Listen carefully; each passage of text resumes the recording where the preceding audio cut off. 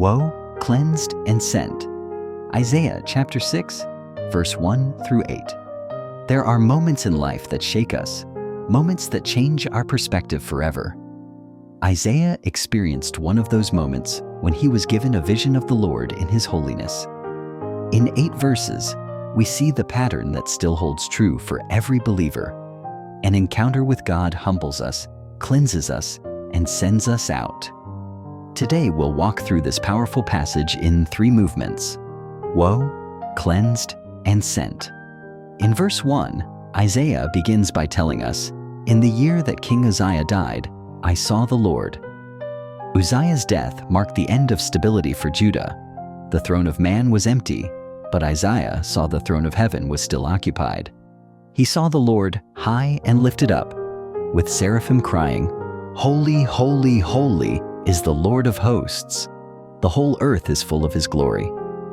When Isaiah encountered God's holiness, he didn't shout, "Wow!" He cried, "Woe is me!" God's holiness exposes our sinfulness. Isaiah suddenly realized that even as a prophet, his lips were unclean, and he lived among unclean people. Every true encounter with God begins with humility. Before grace can heal, conviction must first wound.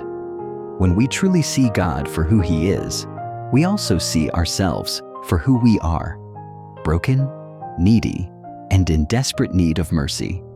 Continuing with verse 6, in Isaiah's despair, God sent one of the seraphim with a live coal from the altar. The coal symbolized sacrifice. It came from the place where atonement was made. The angel touched Isaiah's lips and declared, "Your guilt is taken away, and your sin atoned for." Notice Isaiah couldn't cleanse himself. Only God could. Grace met him where he was and did what Isaiah could not do for himself. God never leaves His people in their guilt. His holiness demands judgment, but His love provides cleansing. For us, the coal points forward to the cross.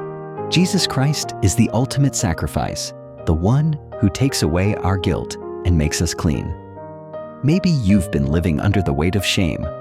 God's grace doesn't just cover your sin, it removes your guilt. When we confess, He is faithful and just to forgive. In verse 8, once Isaiah was cleansed, he was ready to be commissioned. He heard the voice of the Lord saying, "Whom shall I send, and who will go for us?" Isaiah's response is simple but powerful.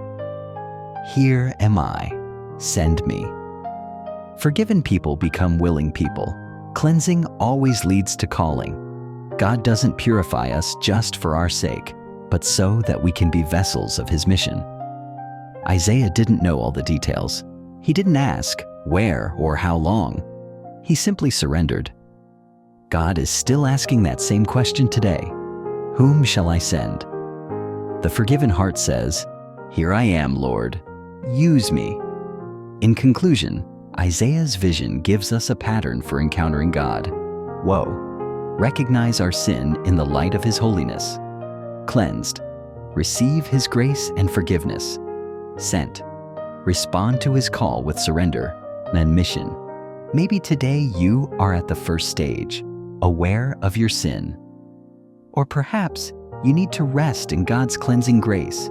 Or maybe He is calling you to step out and serve in a new way. Wherever you are, the same God who shook Isaiah's world is calling you closer. And when He touches your life, the only right response is, "Here am I, send me."